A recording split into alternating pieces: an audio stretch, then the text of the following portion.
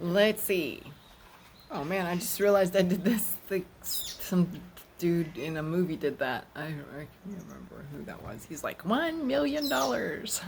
Oh, right. Perfect. Because that's what this subject is about. Oh.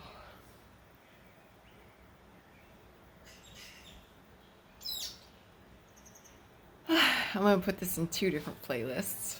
One is called Rants, and the other one is called I Can Tell You, But I Have to Kill You.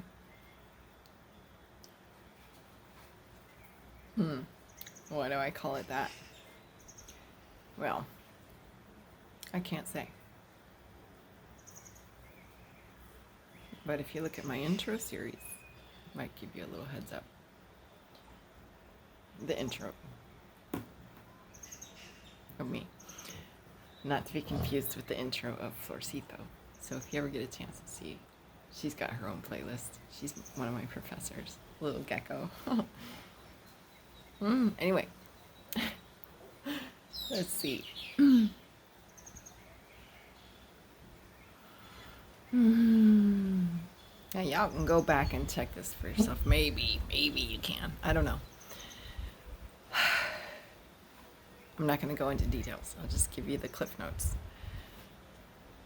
I can't remember the other guy's name, but there was this Battle of Waterloo, right? In what we call now Belgium. And I forget the name of the field marshal of the British. It's the British and the French were fighting, right? And it was supposed to be the ultimate battle, like the battle to decide all the war, right? And, if you lose the war, what happens to your stock market, right? So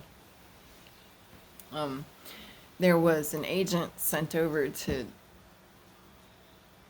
get the news of the war, like who won the war, because it's a war. It's gotta be. We gotta fight, right? It's all good. It's all good. So the agent on the front lines there, he ran back to the London stock market, the story says, where this Rothschild character who already held a bunch of bonds, IOUs of the Bank of England, to wage the war, because you can't go knocking on somebody's door and asking for $10,000 every single day to wage a war, right? You need to create it out of thin air, and hence the debt-based fiat currency system.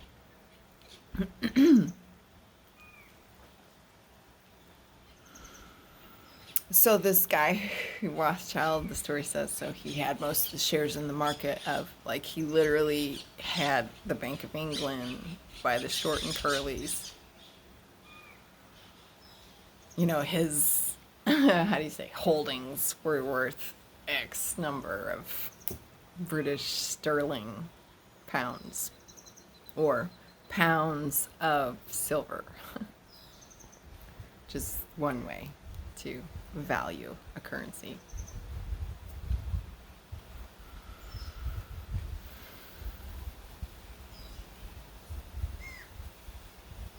So the reporter brought back the news, and then the Rothschild character of the story says twisted the news. Imagine that, like, ooh, to dictate the narrative or the belief, right? And the belief that he wanted to dictate, or give to dictate, because the belief he wanted people to have was that England lost the war, or lost the Battle of Waterloo, and therefore lost the overall war. Whoever makes up these, I don't know. But they did, and so all the stocks in the market of the London exchange collapsed, and became, pennies on the dollar, right, or pennies on the pound, or shillings on the pound, I should say. And and then immediately this Rothschild character took advantage of that moment to go in a vulture capitalist style and buy up market share of the Bank of England and therefore gain controlling interest of the bank, or rather, the nation's money supply. And there's some other quotes too that's alleged to him. I wasn't there to see it for myself. I can't say exactly that he said this, but it's been quoted that the Rothschild characters had said, "Give me control of a nation's money supply, and I care not who writes its laws." Well, of course, because you can dictate the price of the markets. You could control the value of the currency. You could, implement your debt-based interest schemes on top of there. It's called usury. That's why it's called a Babylonian cursed money system, because of the usury that's involved. And yeah, and therefore just go on to dictate the policies of the government with regards to domestic policy, regional policy, world policy, all policies. Like whether you go to war, whether you don't go to war, just making the decisions. Give me control of a nation's money supply, and I care not who writes its laws. I want to say that was is that 14th century? I don't know, y'all. I'll have to check it out for yourself. Right. Then we shall fast forward all the way to the 20th century, 1933-ish. And the United States at that time, had previously tried to establish a hemp dollar. And no, not just to use for paper to print the money, but rather it was a greenback. It was a hemp dollar. It had value because we saw that hemp had value. So with this inherent and self-evident value, we could say that this is a form of exchange, of trade and barter, right? Okay, so 1933. Yeah, okay, so gold. It was silver in England, right, with the British sterling pound. And then in the United States, there was a bunch of different, currencies that just right around the time of the so-called Civil War, which was not about slavery. It's about slavery for sure. It's about creating slavery for everybody, but that was the essence of the war. And at that time, there was the resistance to this sort of central bank debt slavery system, and that was squashed on or about, I want to say it was around the year 1879, and then 1933. Okay, so from 1879 to 1912-ish, the U.S. was presumed to have their currency, the value of their currency, based in the gold standard. Presumed, right? And then, so in 1933, then they made it illegal for any private citizen to own any gold. And put it all, but not to worry, we'll put it all in this place here called Fort Knox, and we'll take care of it for you. And don't you worry, public, if you ever want your ounce of gold back, you just present your note. And in theory, you can get your ounce of gold back. So anyhow, that was the Fort Knox psychological operation. Here comes Tekka, the doggy. Oh boy. Of course. And she's bringing her ball. Oh, you can't see her. And I can't move my studio because it's so high tech. I can't dismantle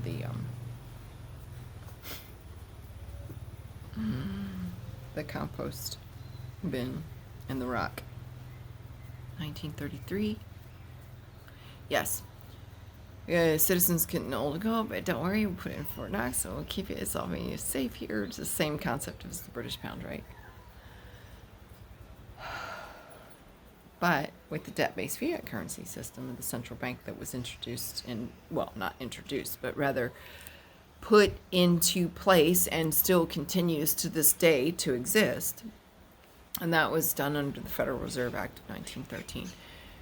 And if you want to learn all about this, I highly recommend the works of G. Edward Griffin. I have no words to describe how much honor and respect I have for this man.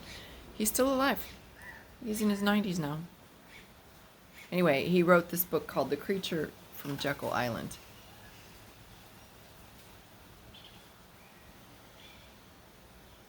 Not to be confused with the book that was written by, was it John Baum, B-A-U-M? I might have the first name wrong. Could be something else other than John, but B-A-U-M, Baum was the last name. And he wrote a book called, what was it called? Dorothy and the Wizard of Oz, or something like that, right? That was a warning about the central banks. Now, I'm not talking about the movie. I'm not talking about the Hollywood movie. I mean, yeah, there's some disclosure in there, but anyway. So gold standard is what the U.S. dollar became sort of famous for, if you will, or considered a basket currency in the post-World War I era. And it had such a great manufacturing base, so why not put all our petrochemical industries to work there, and all of our defense contractors, offense contractors, and we'll make all the bombs and planes and bullets and tanks and guns, and yeah. So in this way, then the world economy changed with the United States dollar being added to the basket currencies list. Now, I won't talk about basket currencies. I mentioned that in 2 other videos. Check it out for yourself. What is a basket currency? And that took us all the way to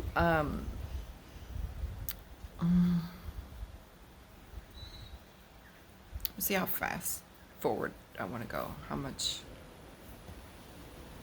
Oh, right. We'll pop over to the 1970s. That's like 4 decades later. 1971, 2, something in there. I don't know.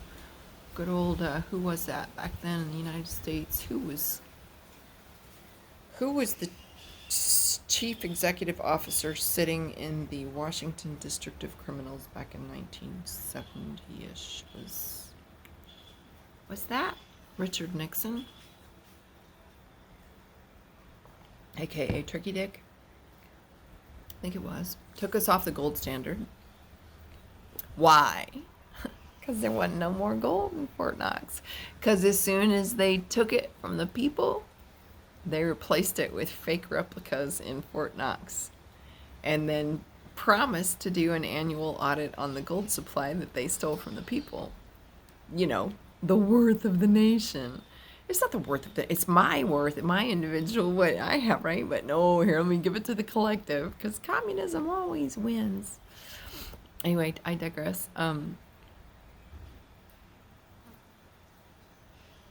Yeah. So after so many decades that it couldn't really be ignored, like the people were like, where the hell's our gold?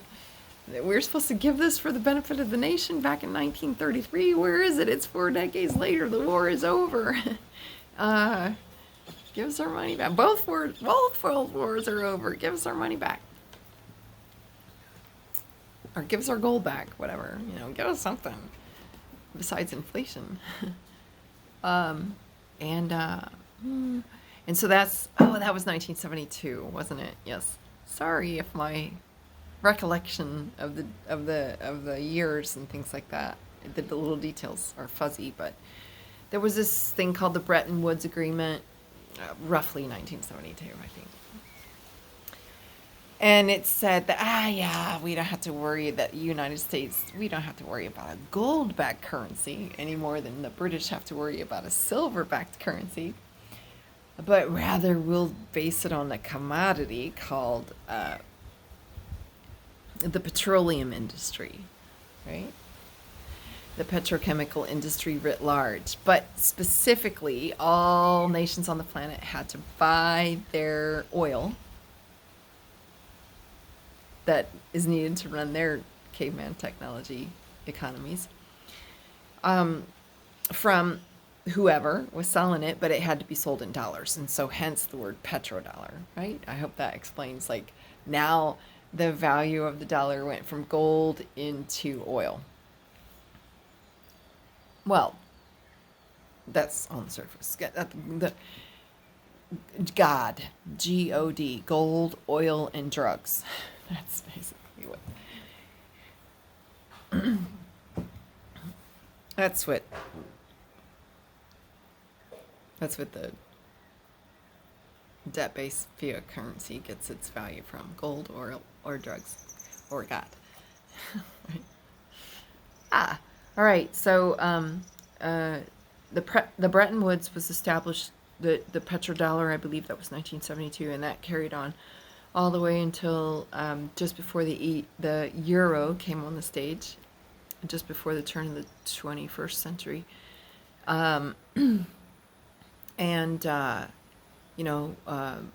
It was underway for the petrodollar to become the petro something else, right? And you can imagine all the wars that came since then. Well, I won't go into details, but it's all geopolitical maneuvering, right?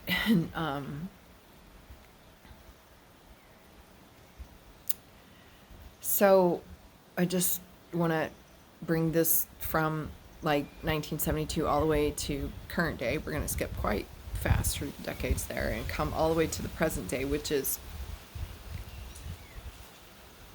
that the US dollar was removed from the basket list of currencies in the first quarter of 2023. That was a year ago here on Caesar's calendar of fake time. And so that, in layman's terms, means that this currency is no longer recognized as valuable, whether it's for the purpose of buying or selling on the international stage, or even pegging one's so-called national currency to it. And this I referenced in a previous video about, the plans that were disclosed to do such a thing back in January of 1988 with many times before that. I'm just saying recent history. But if you want to get an idea about the first disclosure, you can read about that in a book called the Bible. It's the last book of the New Testament called Revelations. And as far as I can remember, that was written on or about 322 AD, so roughly almost 2,000 years ago. That was the first disclosure of the inevitable outcome of this debt-based fiat currency system.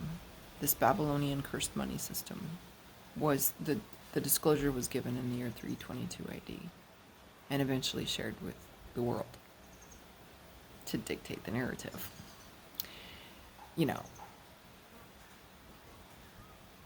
Because it's the Word of God, right? Right. It's chapter 13, verse 16 through 17, if I remember correctly. This is 50 years ago I read this. In the version that I read. Yep. book is, and no man shall buy, sell, or trade lest he have the mark of the beast in his right hand or in his forehead. So,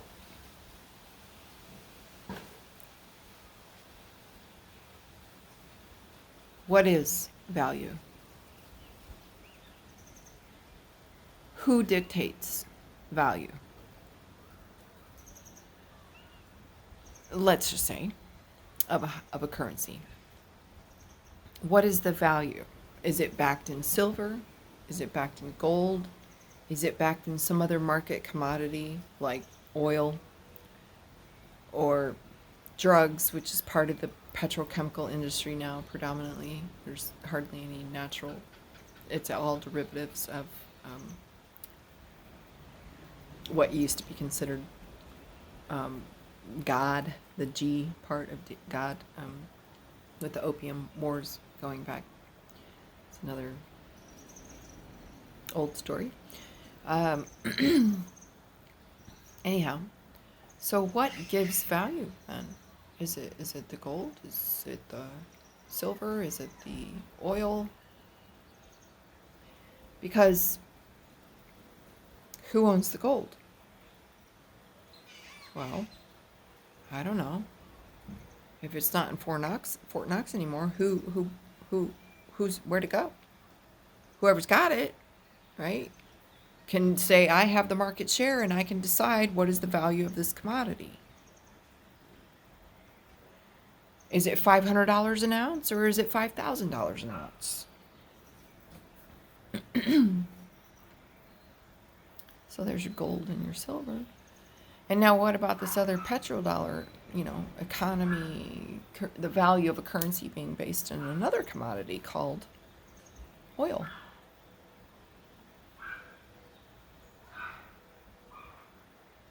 I don't know. Again, it depends on who owns the market share of the commodity. Who's the owning and controlling share member to be able to say this is the price of a barrel of oil? Is that in our grasp? Is that in our control? Do we have any say in the matter of that fluctuation of that price in the market? So how valuable is my currency from day to day if there's market fluctuations? Manipulations, rather. Intentional manipulations. So it's like the story of the three little pigs, You want to build what are you going to build? What's your foundation, right? And is the wolf going to be able to come and blow it down? So gold, silver, oil, I don't know. All controlled. Now, if we, let's say, neighbor by neighbor, pueblo by pueblo, community by community, town by town, city by city, state by state, and so on, start to grow our own hemp, that raw material, that plant that Mother Nature gave to us that can fuel 98% of our global domestic product, aka the value of our nation and the value seen in our nation's economy.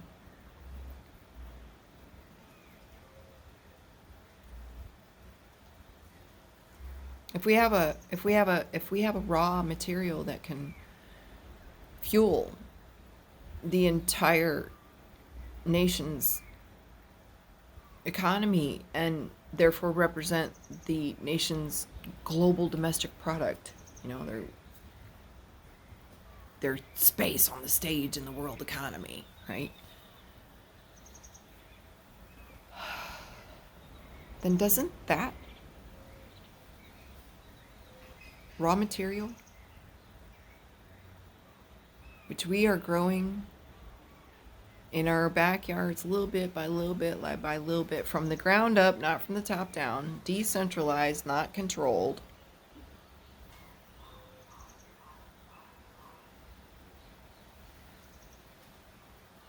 And all those industries that could pop up out of there, and all the products and goods and things that they could make, and the way they could clean the environment, clean the air, clean the soil, clean the vibration of the field that we live in, right? Just so many benefits of this. It's just, you can't even put a price tag on it. That to me is value. If we have clean air and healthy soil, just right there, in just those two things, and imagine that the impact on the health of the human body. If there's clean air and clean food, good, healthy, clean food, how many trillions and trillions and trillions of dollars could we save with the so-called socialized medicine, where people are, got all manner of, diseases that are coming as a direct result of malnutrition and toxicity. Again, how do you put a price tag on that? If you could take out like 60% of all the people that show up at the doctor's office, the emergency room, the nurse's clinic, whatever, fill in the blank. Oh, they got diabetes, obese, autoimmune disorders, all autoimmune disorders, all obesity-related disorders, all manner of disorders and diseases that are brought about by a toxic environment and not being able to fuel the body with the nutrition that it receives. So, I don't know. How much do you spend on the NHS up in England? How much do you spend on the Obama healthcare, or whatever it's called, Affordable Care Act? Imagine slashing that budget by 60%, almost overnight. What a savings that would be. Then sequestering carbon out of the air and returning the health of the soil, and then going on from there to create 40 to 50,000. Not Fortune 500 or not Fortune 100, but Fortune 40,000 or 50,000. With all the cottage industries that flow from there. I believe now, I have illustrated that this raw material has intrinsic, self-evident value. Kind of like gold, silver, and oil. But without the control.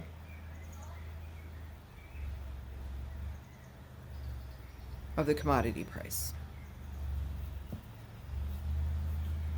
How would you like to be the next central banker? It's up for grabs.